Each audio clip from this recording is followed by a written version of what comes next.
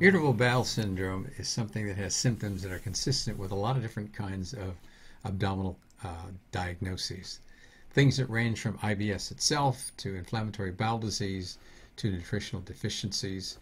Sometimes we see things like ulcerative colitis and Crohn's disease. One of the things that's often overlooked is called small bowel overgrowth syndrome. Normally, there aren't a lot of bacteria that live in the upper gastrointestinal tract, which I mean the small intestine and the stomach. But small numbers do, and the amounts that are there are increasing as we go further down the intestinal tract. The colon is where the bulk of the microbes are that live in the gut, and when we talk about the intestinal microflora, basically what we're talking about. In small bowel overgrowth, what happens is that normally where there aren't very many bacteria, all of a sudden now we have a higher amount of microbes living there, maybe 1,000 or more times what should be there, and they can cause changes to the surface of the bowel that can cause symptoms that might include nausea, some indigestion, abdominal cramps and bloating, sometimes some diarrhea, and maybe even constipation. So it's very difficult to make a diagnosis sometimes, and we don't think of it so much. And we should be thinking about small bowel overgrowth syndrome. The causes of this condition really are a reflection of the fact that there are problems in the way that the upper gastrointestinal tract is functioning.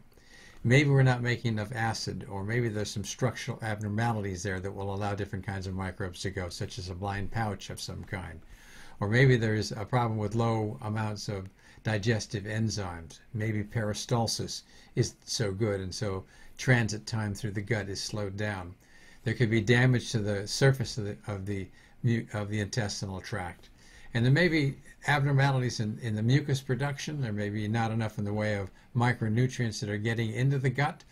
And sometimes there's malabsorption, and sometimes we have disease conditions such as diabetes, where you can have neurological causes for it, or scleroderma. Now, the workup for small bowel overgrowth syndrome really is the same as we do for other kinds of intestinal problems. So we're looking at things like doing a comprehensive digestive stool analysis, whether we have a problem with small bowel overgrowth, IBS, inflammatory bowel disease, or whatever, because it gives us our baseline of what kinds of microbes live there, what kind of digestion we have, whether or not they're inflammatory markers. It looks at some of the short-chain fatty acids that are often reflective that give us an idea if small bowel overgrowth might be there. And then there's some special tests that can be done. We're looking at breath testing for hydrogen, for bile, or for xylose.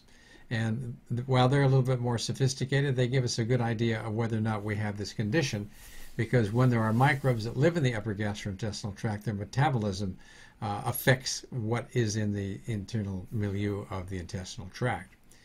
So the treatment for this condition is to try and correct the underlying cause for why it's there in the first place. So if we have a structural abnormality or diabetes or scleroderma, try to deal with, see if we can make those conditions less severe.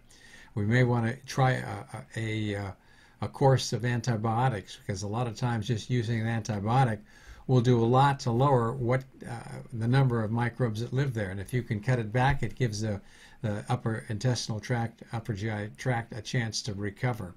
Some of the antibiotics that we use are like rifaximin, augmentin, cliacin, gentamicin, flagyl, and sometimes even tetracycline, although with all the microbial resistance that we see these days, tetracycline is not used as often. So the condition is one that is more common than we think. It's one that's usually got a cause that can be worked up and treated.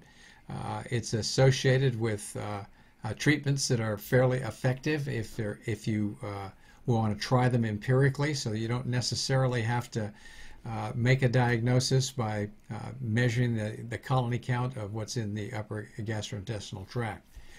We should think more often of small bowel overgrowth syndromes because they're more common than we think, and they're actually problems that we can treat a lot more effectively than you might think.